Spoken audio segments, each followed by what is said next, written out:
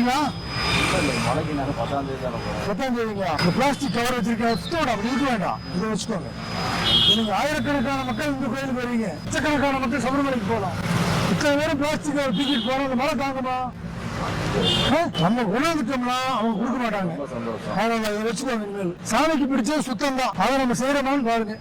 இது இவங்களுக்கு மட்டும் இல்லைங்க, எல்லாத்துக்குமே. கார்த்திகை மார்கழி அப்படின்னாலே எல்லா கோயில்களுக்கும் மக்கள் கூட்டமே போறோம். அந்த நேரத்துல இந்த உங்களுக்கு தான். அந்த மாதிரி நேரங்கள்ல துணிப்பை வச்சுக்கோங்க. தண்ணி பாட்டில் குடிக்கிறதுக்கு தண்ணி பாட்டில் இந்த மாதிரி ஒரு பையன் இந்த பாட்டில் கையில வச்சுக்கோங்க எப்பவுமே.